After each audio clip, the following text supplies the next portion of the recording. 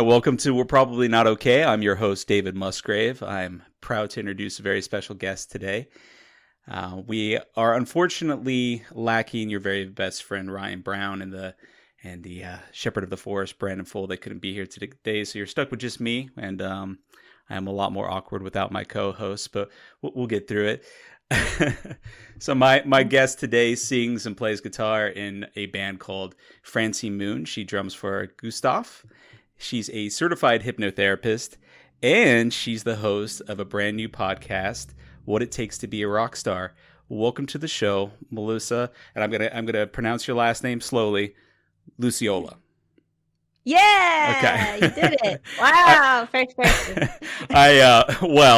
I cheated a little bit. I listened to What It Takes to Be a Rock Star, and I definitely listened to you say your name a couple of times to make sure that I would nail it. Okay. So. Yeah. But the funny thing is I think I say it totally wrong. It's just like how my family said it growing up. Oh, really? So I know it's totally wrong. So when people say it and I'm like, no, it's not that. I'm like, in the back of my mind, I'm like, actually, yeah, it is. Like Lucciola, I think technically is the actual Italian word. Well, and I was trying to think of what the double C's in, that's how I started, like being like, how am I going to pronounce this? I'm like, the double C's make a ch noise, like fettuccine, you know, like that. Yeah. And then I'm like, I got to listen to her say it. So then I was like, okay.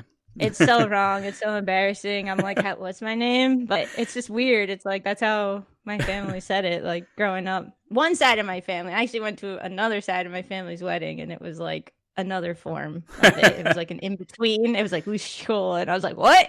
Like, what are you guys doing over here? So my last name, Musgrave.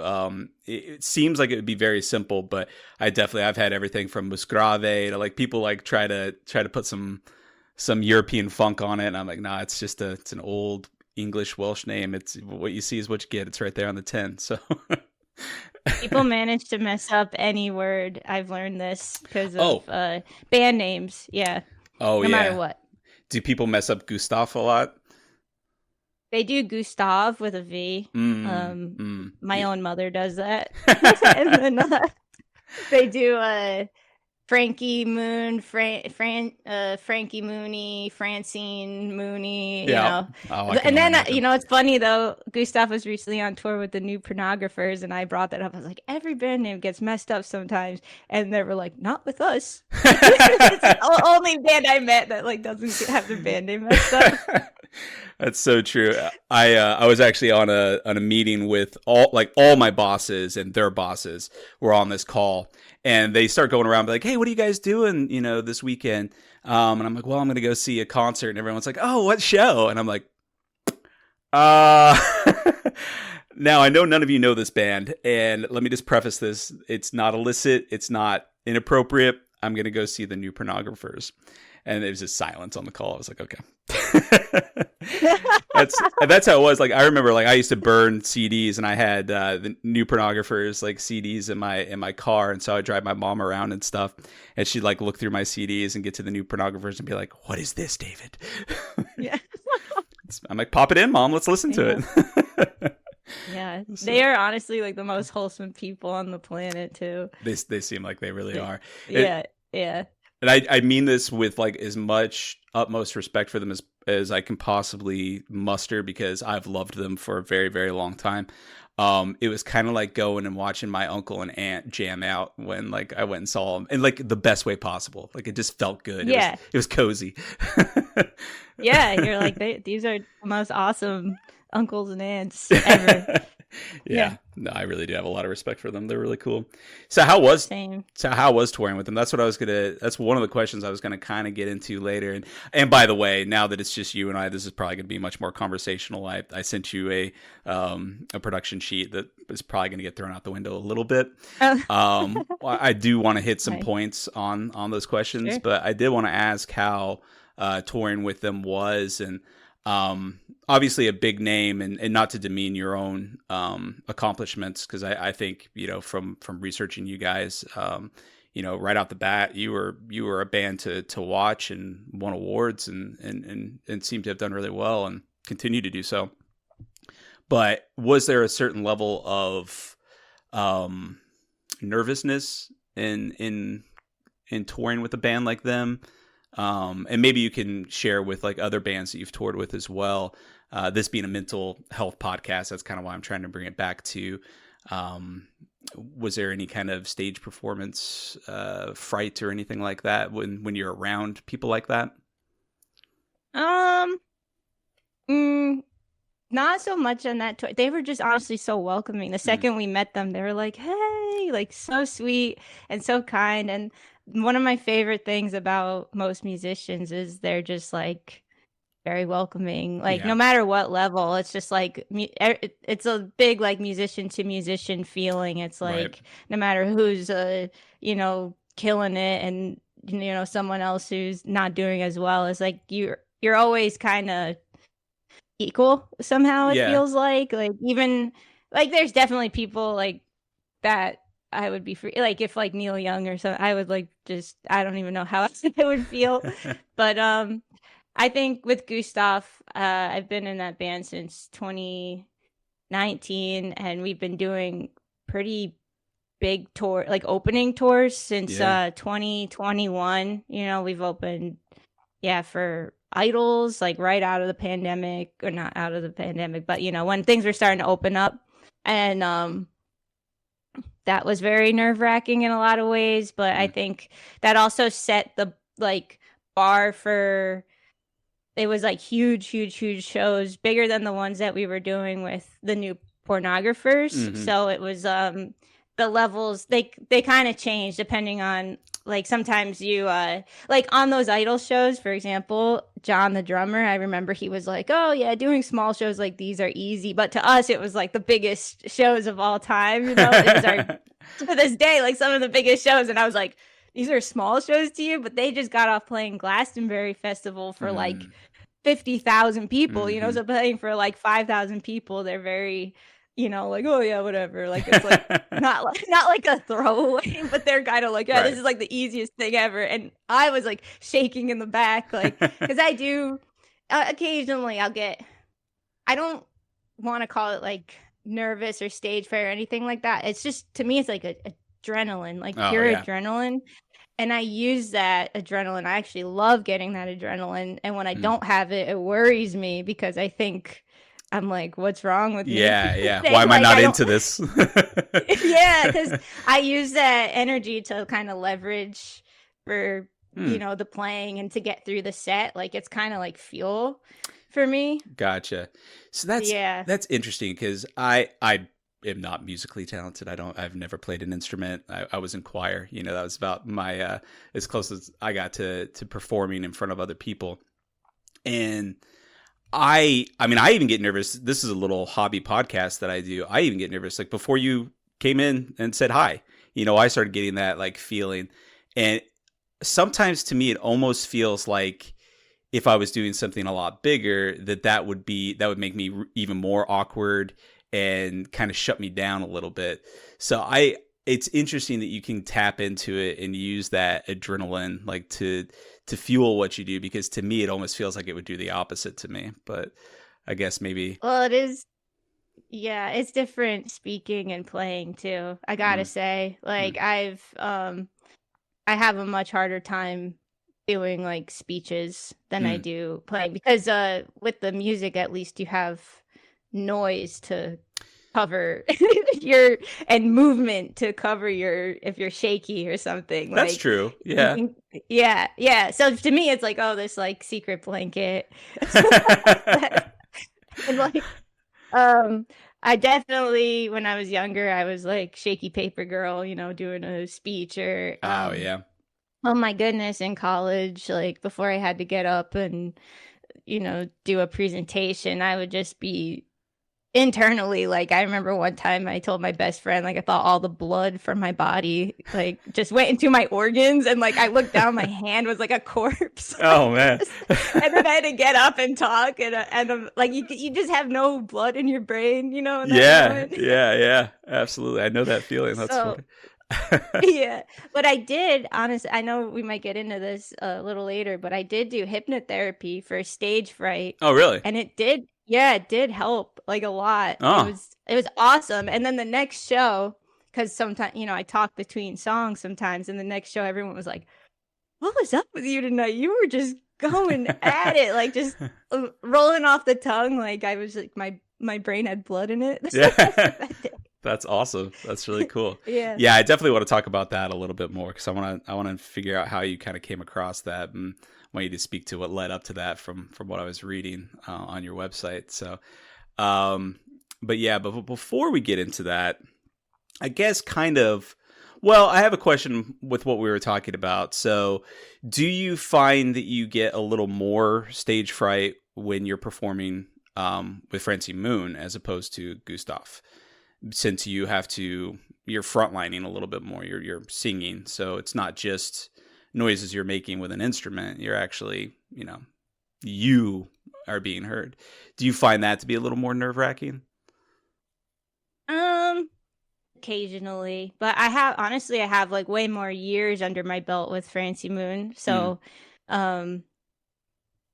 it really depends on the kind of show. Yeah. Because with Gustaf, it tends to be there's a lot more people at the shows than sometimes with the Francie Moon shows. Like we've done some big ones here and there, but they're more just calm and not calm, but there's not as many people, and when there's less people, sometimes there's more pressure, and especially if your family's there, or like your mom, like right, my mom's just sitting there staring at me. It's like when your close people are there, it's like the scariest thing in the world, and I know a lot of musicians talk about that, but that's really funny. like if it's one of those shows, I'm like, wow, this is hard. Yeah. But like when if I'm in like Nebraska playing for 3 people, I'm having like the time of my life. Like I am just happy, and I try to be more across the board with all the shows that I'm playing, no matter the size or whatever. I'm always just trying to give it my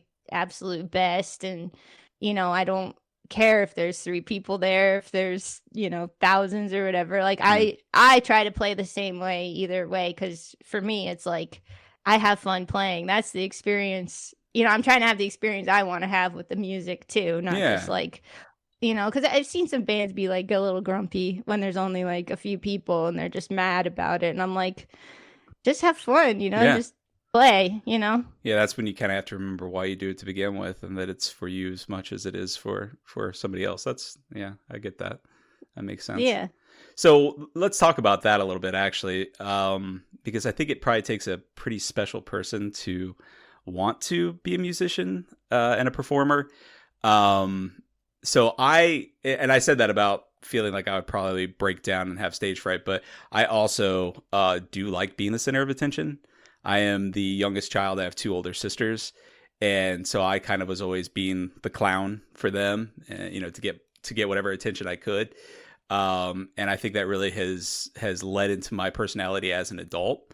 I don't necessarily, at this point in my life anyway, I don't seek, like I would not, I think, enjoy even a little bit of fame. But there was definitely a point in my life, in my 20s and my late 20s where I probably would have. And I think a lot of that comes from my upbringing and being the little brother that just was trying to get a lot of attention. So I know you have a sister. Do you have an older sister or a younger sister? I have 2 older sisters, just like you. I was going to talk about kindred spirits in a little bit, and I think that might be part of it. Yep. So do you feel like when you were little, you were kind of like that? You felt like you had to be a little bit more of a show off to get attention, being the youngest?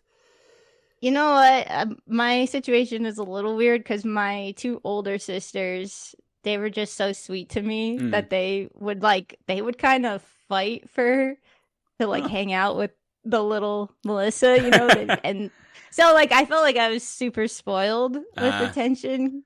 But I was still super silly. We were all like silly together, and we would just like, yeah. But I know what you're saying, like where that comes from, like is being the youngest too. I don't know. I feel like there's things with being the youngest that bring things out of people. Most of my friends are youngest kids, actually. Oh yeah. Like it's very interesting. Like 90% of my friends are like the youngest kids, and I think it's just because you grow up in this certain way where I don't know what it is, but I definitely the thing with music with me was that in high school, I was like, holy crap, I can actually like say something or like share a piece of myself. And at first it was kind of scary. I was like, this is kind of weird. It's like almost too intimate for Mm. people to hear. Mm. And I was very selective about who I sent my music to. Mm. And yeah, but then I don't know, there's definitely a part of me that's like, yeah, I love attention too. But but I also like hate attention. There's a side of me that like, I think that's why I really like drumming and Gustaf is because like all eyes are on other people most of Mm. the time in the band, and I'm just like, yeah, I could just play and just relax. And Yeah. every once in a while there'll be some like drum nerd who comes up to me, he's like, oh, I was watching you. I'm like, really? But, Yeah. No, I can see that. yeah, sometimes. There's a lot going on the Go stage ahead. with Gustaf, so I could see how you could kind of feel like you could just kind of hang back there a little. It's nice. It's honestly nice. And then like at the merch table, someone will be like, "Did you like the band? Did you like what?" Like they asked, and I'm like, "Yeah, they were They were the awesome." best band I've ever heard. Yeah. So I relax in that too. There's Yeah. like double sides to me, and like I don't know. I've always had people around me who were more extroverted than me who would be like, "Come on, let's just do it. Yeah. Let's together." And I'm like, "Okay." Yeah, I could see that in you. And again, sorry, I know it's so weird to hear somebody that's like, I've been watching videos of you and I've been analyzing you. It's not, sorry not to be weird like that, but I can kind of see like in your personality from just speaking with you after the show a little bit and speaking with you now. And then watching some Francie Moon videos, it does feel like a little bit of a different persona. Because it does, you definitely turn it up, for those performances. So do you feel, I mean, obviously it's still you, but do you feel like you tap into like a different persona when you're performing with Francie Moon? Maybe.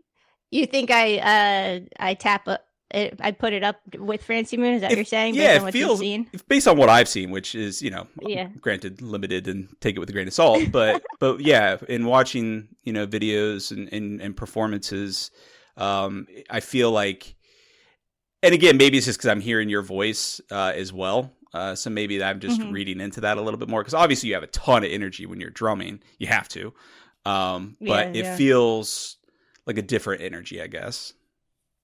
It's definitely different. And I think what it comes down to is I think with Gustaf there's a lot of like restraint and then letting go and restraint and then like that's a big part of the band, and a lot of people comment on that and they're like, how do you all like figure that out? And a lot of that has to do with Lydia, the lead singer. She's just like a genius with this syncopated thing, and like she's taught me a lot about space in music, because when I first joined I was just like hitting the ride, like going crazy on the drums, and she's like, wait, you need to hold it back and then we can like explode at these certain moments. Yeah. And I think with Francie Moon there's no one there to stop me. I'm just like, yeah. And that's awesome. So yeah, so but honestly I've like recent songs I've been writing, I'm like practicing that a little bit because I do love that in music. And it's just, I think with Francie Moon I got I played solo for a long time too, so I was like used to outputting a lot of energy on the guitar while singing. But now that I have I've been doing more band shows again, I'm like I can kind of relax and rely on a drum and bass part while I just sing for a second, so anyway, and I've been playing guitar in a band a lot more than drums in a band. So I'm a lot just more comfortable on guitar. It's just like more of a thing that I've been doing for a longer time. So I feel like when I play, I'm like, oh yeah, I got this. Okay. There's like this, yeah. So maybe that's what you're picking up on. Yeah, that could be. Yeah, that's the space you've been in more frequently and longer. So yeah, it's maybe more your true self a little bit.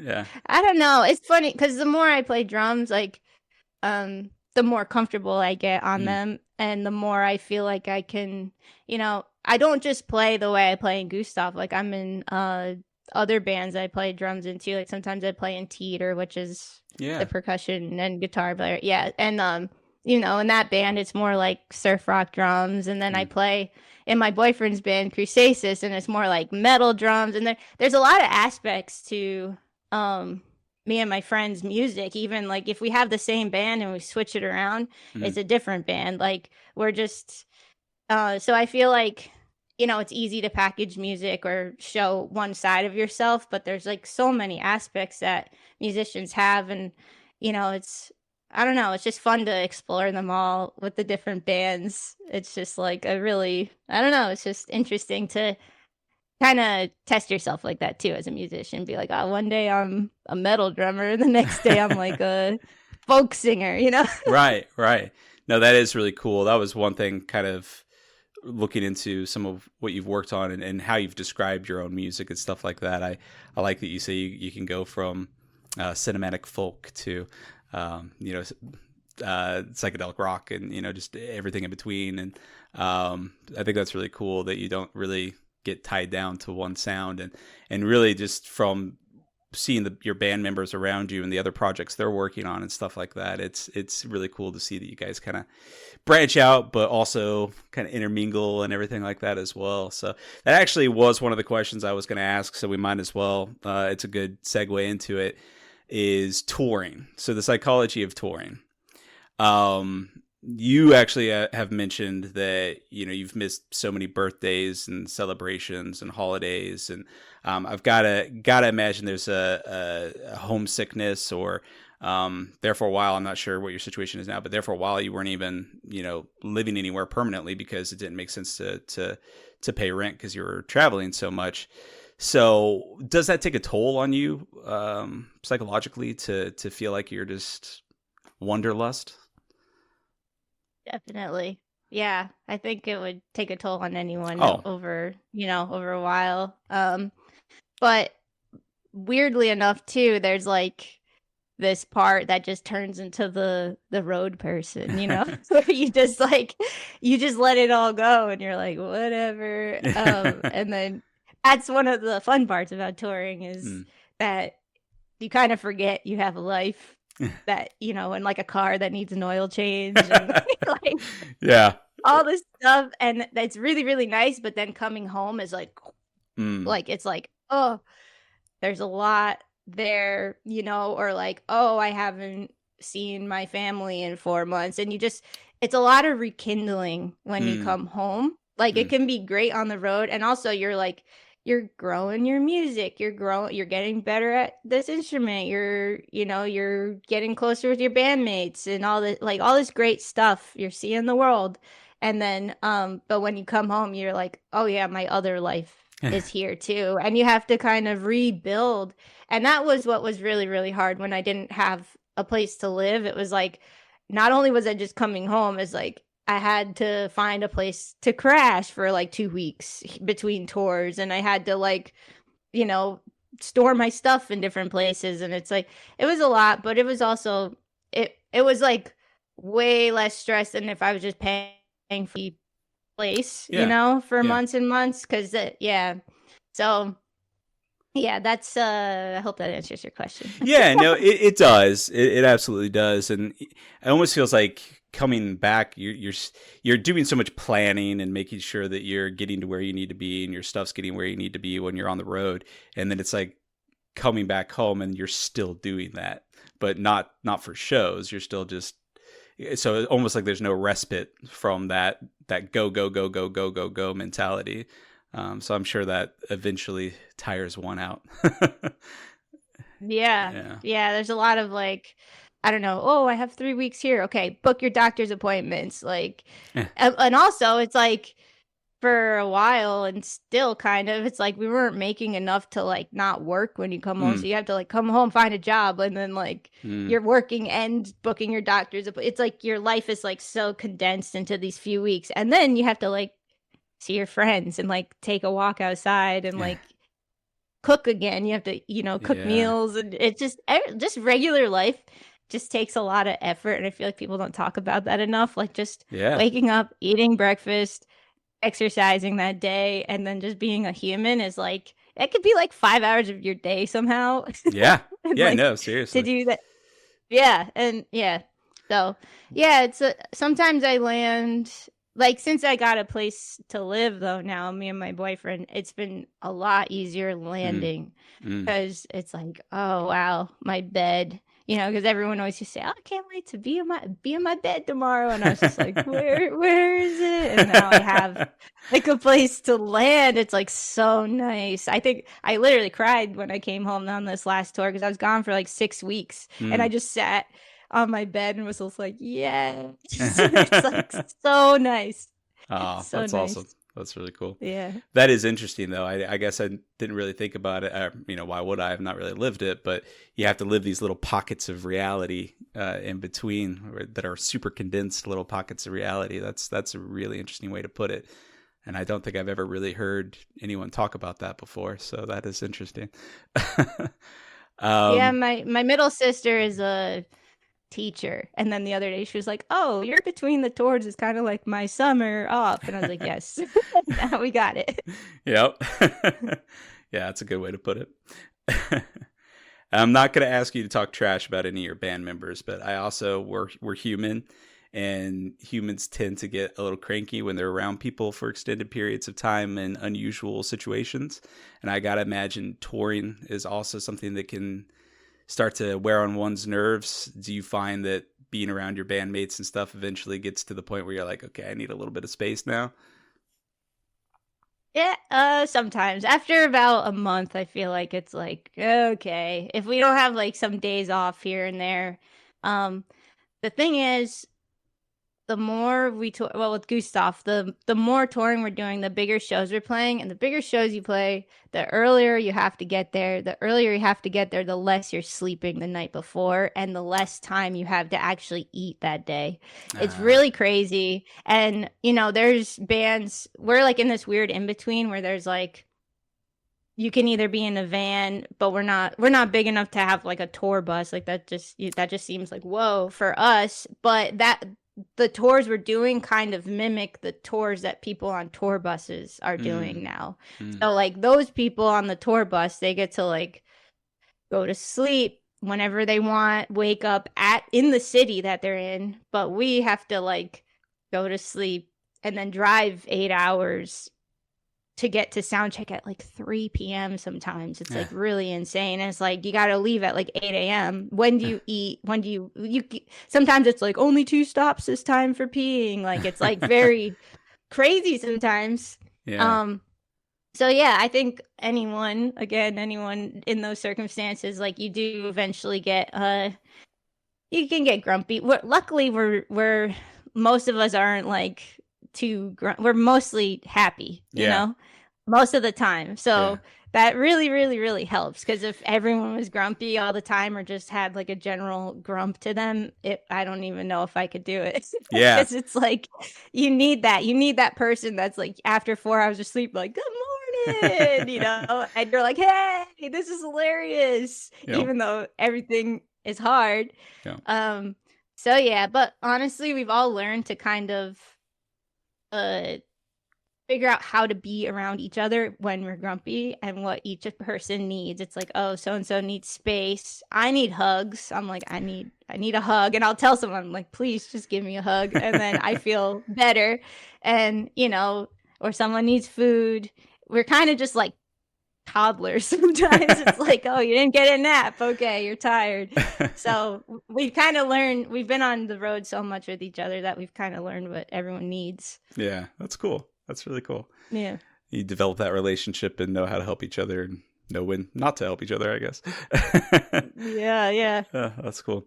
Yeah, I mean, the logistics of it boggle my mind to try to put on everything that is required to put on a show, from just getting equipment where it needs to go to organizing each other's lives around everyone making this commitment to now we're on tour. Like, I mean, today, for example, unfortunately I don't have my two co-hosts with me, because sometimes it's hard just to even get an hour out of a week to get together and record a podcast. So I can only imagine what it takes and the dedication it takes for someone to be like, okay, let's go. All of us, all 5 of us, here we go. So that's really cool. I admire that. Thank you. Yeah, it is a thing. And honestly, I think it's why Gustaf has been able to do so much, is because a lot of people say they want to play music and they want to go on tour. And then you're like, okay, tell your boss, like, you're going to take off for 3 weeks. And they're like, yeah, I will. And then, hey, did you ask your boss? Oh, the week before, sorry, I can't go. Like, I can't even tell you how many times it's happened. Oh, yeah. So I think with Gustaf, it's like, we were all like, yeah, let's do it. And then we just do it. Yeah. And, it sounds so simple, but that is like one of the key ingredients to like any band success. Yeah. Honestly. Yeah. Seriously, I can only imagine, because it is scary. I mean, it's a huge risk to just be like, okay, buy normal life and pay that I can rely on. And now I'm going to go be a rock star. Yeah. Yeah. Yep. Cool.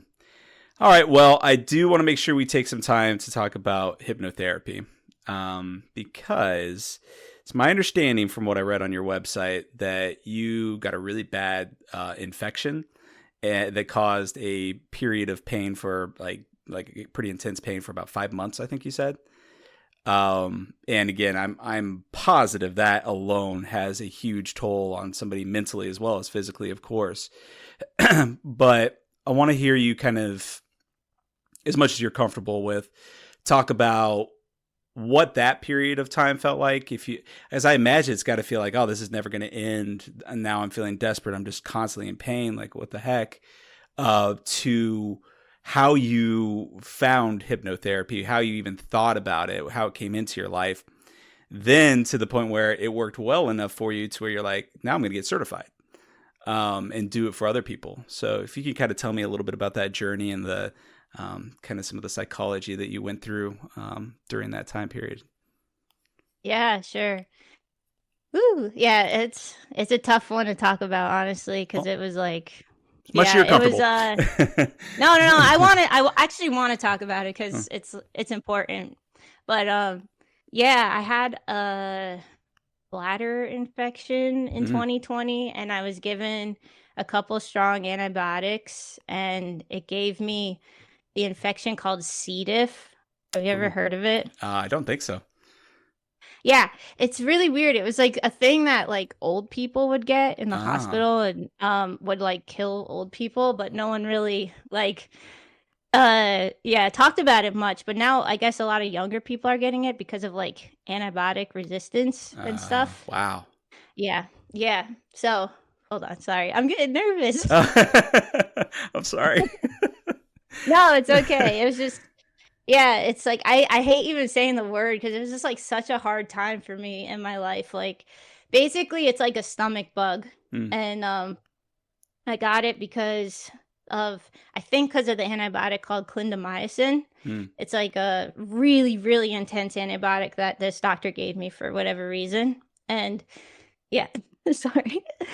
This is the real stuff, everyone listening. Take your time. Thank you. Anyway, yeah, it got me like really, really, really sick for like 5 months. So think about getting a stomach bug for like 24 hours. Sucks, right? So think about it for like 5 months. It's like, it's awful. Yeah. And yeah, I had to, basically what C. diff is, it's a stomach bug that is like, it's considered a super bug, and it comes back after you take antibiotics for it. Like, you get it from taking antibiotics, and then you have to take antibiotics to get rid of it, but then that kills off all your natural bacteria that will kill the C. diff.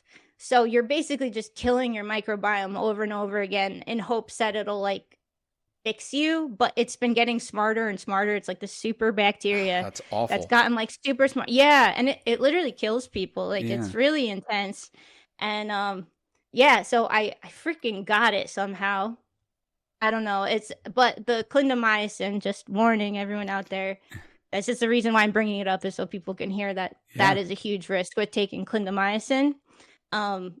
I think it like killed off enough stuff to like make it happen in my body. But the really, really, really tough mental part of it is that you're taking these antibiotics and then you have to wait after you take the 10 days of this stuff called vancomycin, which just like made me feel so awful. It was like really, really bad. So not only am I sick, I'm taking like a super strong antibiotic on top of it. So anyway, you have to wait 3 weeks to get retested. So in this 3-week period, you're like, do I have it? Do I not have it? Is it like growing back this crazy bacteria, or am I okay? And like this huge percentage of people, it comes back. And I actually had a best friend, my one of my best friends. She had it, so I knew how bad it could get. Man. Yeah, and she was in the hospital for 6 months with it. So like I had this example, but she kept being like, "You're gonna be fine. Don't worry." You know, she's trying to like make me feel okay. So anyway, this came back for me like 3 times. So I went through this like 3-week, do I have it? And then devastating, I do have it. Anyway, so mentally, it kind of makes you crazy because you're just sitting there in waiting mode. Yeah. So, but on top of that, I'm in like super pain, have this like stomach bug forever. Anyway, I eventually found a clinical trial. I had to like fight doctors. I had to do all this stuff. And I found a clinical trial that healed me with a FMT, fecal microbiota transplant. You probably heard about it on the news like a year ago. And it sounds disgusting. It's not that disgusting. You just take these pills of someone else's processed poop. Oh God, I can't believe I'm admitting this on a podcast. But it's super clean and processed, but it's like a super, super, super probiotic. And it healed me. Like it stopped the process of the cycle. And so, you know, after the 3-week waiting period, nothing. And then after 8 weeks, once you don't have it for 8 weeks, you're like in the clear. But at this point, my body is like ridiculously destroyed from taking rounds and rounds and rounds of antibiotics. And my mind is just equally destroyed. Like I was just so done. It was the hardest time. And on top of that, I didn't have the energy to do much of anything, like write music. And this was in like the down period between 2020 and 2021 when things were closed. So it was like convenient timing in quotes.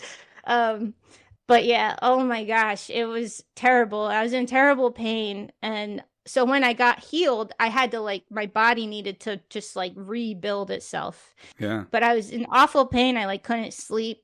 I was getting like heart palpitations. I had to change my diet because you can't like process much food when you're that sick. Yeah. So anyway, I was just going through all this. And then my boyfriend's sister is a hypnotherapist, world-renowned hypnotherapist. She's awesome. She was on like the doctors and news, and recently she was on the news for helping a PGA golfer win all this stuff. She's awesome at it. And his uncle, my boyfriend's uncle, was learning hypnotherapy through her school, and he needed practice clients. And my boyfriend was like, "Hey, you want to do this session with my uncle?" And I was like, "Sure, like whatever." Thinking, and you know, he's like, "Yeah," he just said like it's just gonna be relaxing, and you know, it's just gonna be a nice little session, and maybe you could use it, because I was going to therapy at the time too after all this stuff going on. And I was like, okay, yeah, let's do it. And it was like one of the most profound things, like sessions I've ever had in my life. During that session, I was just like, he didn't expect it because I was just a practice client. Like he wasn't even certified yet, you know, and I'm just like having this like super profound experience and releasing like all this stuff, you know, from all this whole, you know, process of all this pain and antibiotics and all these things. And it was just so special and so honestly embarrassing. I like never met his uncle in person. This was still when things were like pretty much closed down. You weren't seeing people. So like I was like, wow, I can't believe it. I was just, you know, tears, everything, release. And after that, I think we did another session. He was like let's do another one, because he was just like, wow, you seem to really need this. Like, he didn't really even know the story of what was going on. Like, it was, yeah, so he didn't expect any of that. I didn't expect any of that. I thought I was just gonna be like, yeah, this is fun. And both of you are like, what's happening? Yeah, it was wild. And anyway, so that happened. And yeah, and anyway, afterwards, it wasn't like that was like the, no more pain ever again. I actually found an app called Nerva, which is literally this amazing app for people who are having stomach issues. It's a hypnotherapy app made out of in Australia. And these like scientists and stuff put together this app to just help people retrain their bodies to relax, to heal, to be okay, to digest. Like you have like warmth in your stomach, all this beautiful, beautiful things. And it helped me so much. Every morning I wake up with horrible pain, and then I do it and it would just soothe, and I'd be like good enough to go through my day. That's awesome. And yeah, so what's crazy too is like we went on the Idols tour a few months later after that, like, wow, stuff. Yeah. And so that's why I joined the clinical trial, because I was like, I have to get better. There's like literally no chance I'm going to just be on this cycle of sickness for like another however many months, Yeah. So I was working really, really hard to get better. And I did that all throughout the Idols tour, every day in the back of the car, did my little hypnotherapy. And I knew it just instantaneously. I was like, pain relief. And anyway, I know this is long, but get to the next part. I wanted to hear this. Okay. So basically 2022 we tour. I'm getting healthier. Yeah, on the Idols tour I was like super skinny still. I had to like pack all this random. I was eating like oatmeal basically. Like it was, I was still on like a super limited diet. But then 2022 we toured a ton, and then 2023 last year there was this like 4-month window break of touring, and I was like, what would I do if I stopped touring? Like, scary. I like just toured straight basically from the end of 2021 to 2020, the end of 2022, like a whole year and a half, whatever it was. And I was like, what would I want to do if I wasn't doing that? And I was poking around with different ideas. I was like, I know you were wondering in your little sheet area that you sent, like, what I would do if I wasn't touring. So here's an answer to that question. Yeah, sorry, I spoiled it. No, I might not have even asked it, so I'm glad you're answering it.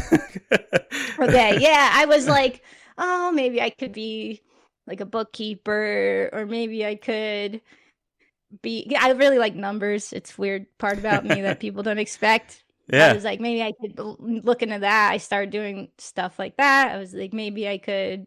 I don't know. I was just coming up with all these ideas, and I was like, maybe I'll go back to school.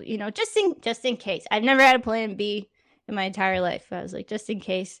And then I remembered that my boyfriend's sister offered us to learn at her school before.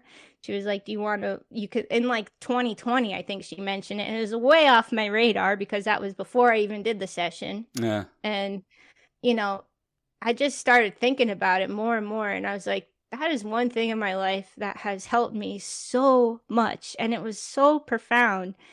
And just, that's like something I really, really, really want to do. It's just like help people. So I asked her, I was like, can I do your school? And during that 4-month period, you could do the school in as little as 4 months. If every day I was like, going crazy on it, hours and hours and workshops and tests and all this stuff. But yeah, that's why I decided to do it, because it was just too awesome to not do. And also it fits really well with like another side of my personality. Like I love helping people. I really wanted to give something big to people, like really, really big. Because I know music is big, but like I was saying before, like I also am getting something out of it as well. It's like there's like a piece that is for me too. But with hypnotherapy, it's like this is for you.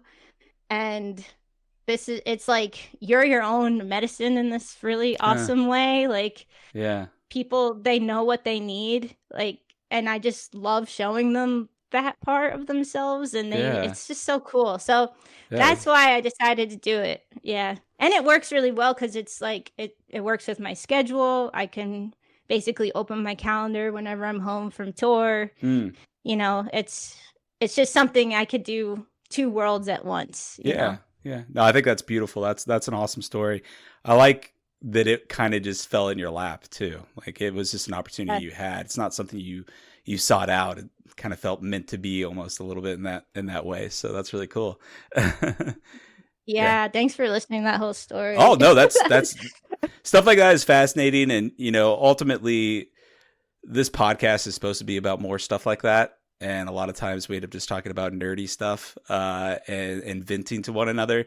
So to be able to get a really cool story like that for the podcast, is neat. But then just as a human being, I find that absolutely fascinating and a really cool side of you that I wouldn't have known otherwise. So, because I actually, yeah, absolutely. So actually, when I was like started researching, like when I reached out to you and asked you if you would do this, and you're like, yeah, I started like, okay, I got to do some research. I got to put my professional hat on now.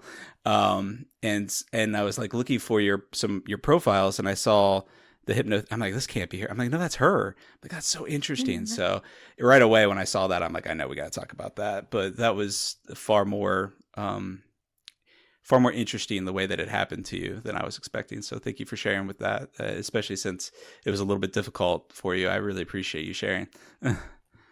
Yeah, it's funny. It's one of those things I don't like thinking about it, but I think people need to hear about, just the antibiotics and all that. Crazy. Like, just be careful out there. Yeah, it's scary because, doctors are so fast to be like, yeah, here you go, this. And, I'm not saying I'm antibiotic, but I'm just saying, like, be wary sometimes. Like, don't just take it. And I remember this moment when I was like, hey, are you sure I should take this one? And the doctor was like, couldn't hurt. And that moment replayed in my head 1,000 times. Like, I lost like half a year because of this piece of paper. And he said, couldn't hurt you, And I was like, you gotta be, just pew, pew, pew, pew, pew. And I'm like, I'm gonna, like, I wanted to like kill the doctor, like I just, it's just like, because they don't have to live with that. And I actually wrote a song about it. I never released it, but it was about my anger. Oh, really? That's cool. Yeah, I feel like I think number 3 cause of death in the country is like medical malpractice or something. So it's scary. Yeah, it is. Yeah, I'm the same way. I think probably, again, kindred spirit. I feel the same way. Like with medicine, like obviously I believe in medicine. I know we need it, and I'm not one of those people that's like, no, go live in the woods and just chew on some moss. Nothing like that. But I do try to be careful. In fact, I was prescribed an antibiotic. The last time I was prescribed one, like it always hits me. It's like, oh, you're going to take an antibiotic. And I'm like, do I really need it for this? Like maybe I should skip this one and wait till I really need it. So that's terrifying to hear. I'm sorry you had to live through that. Yeah, just whatever, if you're out there, just Google the risk of C. diff. And everyone, there's this thing you could take called Florister that's supposed to stop you from getting C. diff while you take antibiotics. And I was taking it, and it still didn't stop it. Wow. So just so people know out there, if they're like, I'll just take this, it's like that. It still happened. But I'm not trying to scare anyone. I'm just trying to share it's good to be story. Aware. It's good to be aware. Yeah. Absolutely. This thing that happened to you could happen to somebody else. Absolutely. Yeah. Well, now that you've shared something deeply personal, I'm going to bring it back a little bit and give you a couple real quick questions as we wrap up here. For me, food is probably like one of the biggest things linked to my mentality, my mental health. I love food. I've just gone through a period of my life where I've lost about 50 pounds. So my relationship with food has always been kind of up and down. But I'm in a really good place with it. And I love to cook. I love to eat. So I have to ask, what does food look like for you, particularly while you're on tour? But maybe just, your favorite food in general.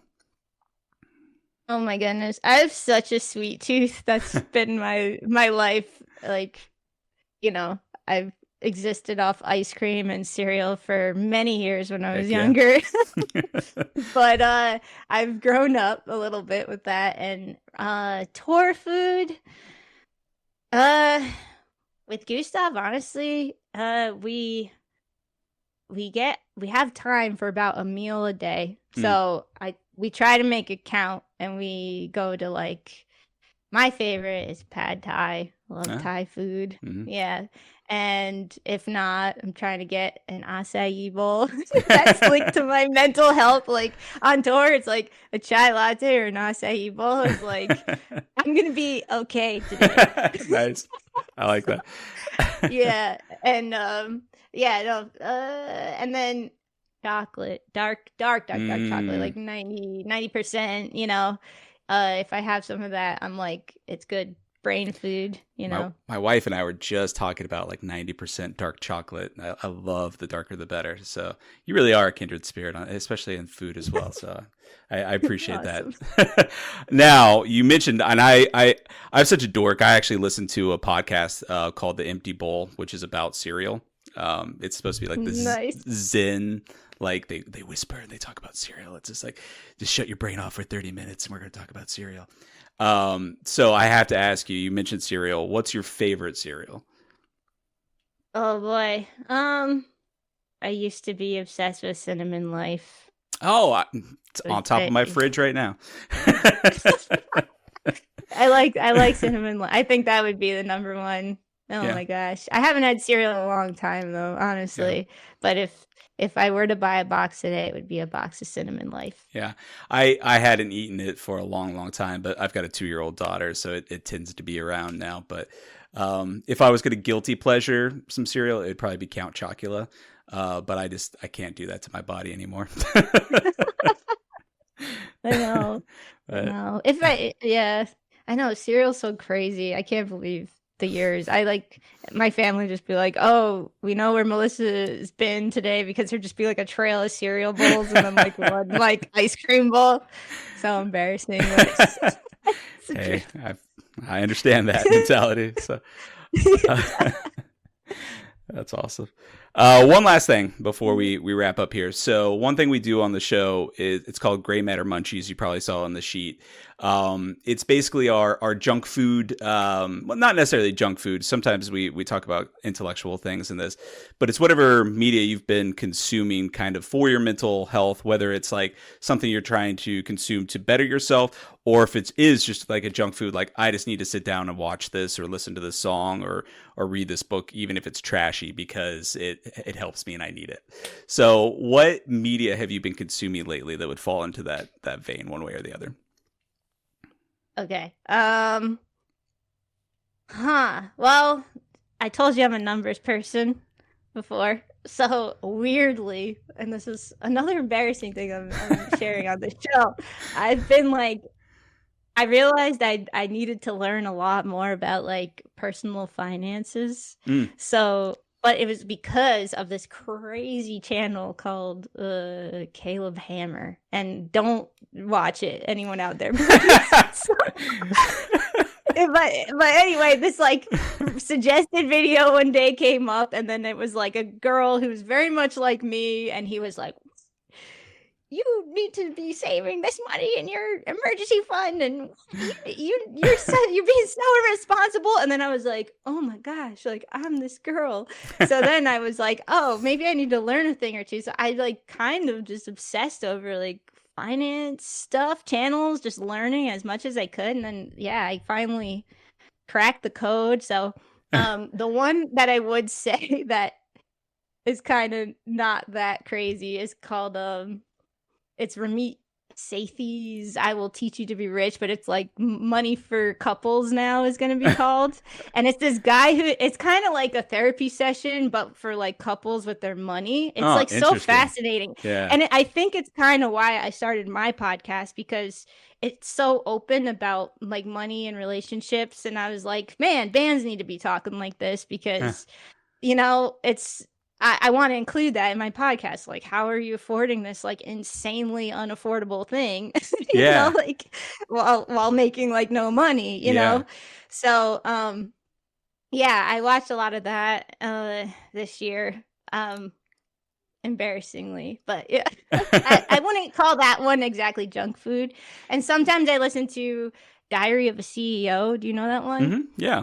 Yeah, I like that one because there's like all different kinds of guests with all different kind of viewpoints. And I think one of my favorite things in life is to just hear different perspectives and see things from a different angle. So I don't know, anyone that's doing that, I'm kind of down with. Yeah, no, that's cool. No, I like that. That's a good answer. I should listen to more stuff like that. I used to be really into that kind of stuff, and I loved hearing people, especially people that like get like wildly successful in a certain area. I'm fascinated by what it takes to do that, and the type of person you have to be, and like the just the mentality you have to have every single day, just being so regimented.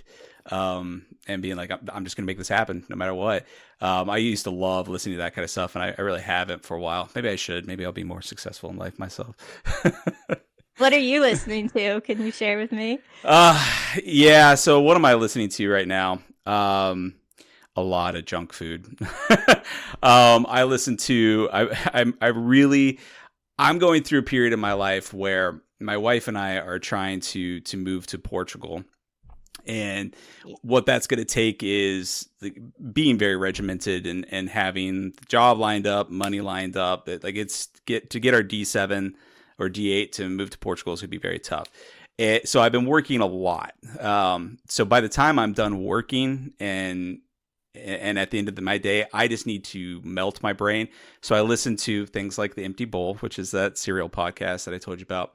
I listen to The Besties, which is a video game podcast and this is kind of embarrassing because I don't have time to play video games. Like that's not been a big part of my life for a long time, especially with a child. So it's just like I'm listening to all them describe all these video games that I'm never going to play. Nice.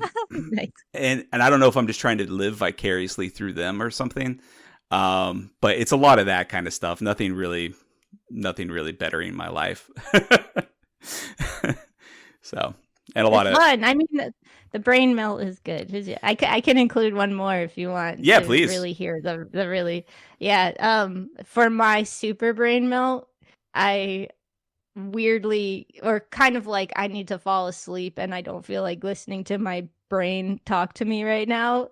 Podcast is this like anti-MLM lady. Her name's Hannah Alonso. And I was so uninvested when I first listened to it. I was like, I can fall asleep to this. Like, it's so monotone. She's like, this company did this. And there's like, she edits out every breath. So it's just like, so it's just so easy to fall asleep to. But then I weirdly got like invested in it because I think one of the companies are suing her now, and she put out this weird video the other day where she was like, I did not mean anything I said about the company. It's like really odd. Wow. Yeah. And then, so then I'm like on Reddit threads, like, what happened to Hannah Alonso? Like, I like care about her now. And I'm like, what happened to me? Like, I was just falling asleep and now I like care, you know? That's funny. So, that's funny. Yeah. Yeah. The other thing my wife and I have been doing to kind of shut down at the end of the day, on Mondays, we'll watch a documentary. So we just watched through like the UEFA. I don't know if several years ago, the UEFA, the big soccer organization, like I knew that there was like some corruption there, but we watched through it and just like the geopolitical like implications of what they were doing was just mind boggling. So we like to watch like stuff like that. So every Monday we watch a documentary and then every Thursday we watch a throwback movie. So like something from like the 30s or 40s. So we tried watching Gone with the Wind, which I've seen several times, and we got 2/3 of the way through it. And we stopped that one, but we watched You Can't Take It With You. It was a really good one. We watched Gaslight, that had Angela Lansbury in it. The Murder, She Wrote lady. And so just going back and seeing like, it's amazing to me because I used to watch movies like that with my mom all the time when I was little. But as an adult now, going back and being like, wow, this is actually really entertaining. Like these are really good movies. Like they had to tell a really good story because they didn't have a bunch of effects and crazy stuff like that. So That's the other kind of thing that we've been doing for media consumption, trying to see it's not all junk food, I guess. A little bit of Yeah, you're watching Gone with the Wind. Come on, that's like so classy. Right. Make myself feel better anyway. Like, yeah. And you're over there worrying about what's her face. No, I'm just kidding. Yeah. Hannah. What's wrong, Hannah? Yeah. Oh, that is weird though. That's some weird energy. The going theory on Reddit is that she's getting like sued like crazy, and that her lawyer told her to, because she took off every video related, that even mentions them. So yeah, I think she got served some crazy papers and was like, never mind. Yeah, that's what that sounds like. I would, yeah. That's what that sounds like. Yeah. All right. Well, I know you have a show in Milford, Pennsylvania. It's not a festival. It's Septemberfest, something like that. What? It's kind of, sort of. So Milford puts on a Milford Music Fest in the summer, and then in the fall they do this kind of Septemberfest. It's just like a 1-day free event in town in Milford, PA, and yeah, it's cute. It's fun, and actually, we booked this show at the coffee shop before we even knew that Septemberfest was happening, so it just worked out that's cool. Perfectly. That's cool. Yeah, that's very cool. Yeah. So Francie Moon is playing tonight. Wish I could be there. If it wasn't 10 hours away from where I live, I would. So yeah. But I want to give you the opportunity. Why don't you tell the listeners, if they've enjoyed listening to you and want to hear more about your work, where can they find you? Best spot is probably Instagram, because that's where I'm most active. But yeah, franciemoon.com, FrancieMoon.com. Off the Francie Moon is a link tree with links to everything, including the hypnotherapy site and all that, and Gustaf. So yeah, check it out. Yeah. Send me a DM. Yeah, I check my messages.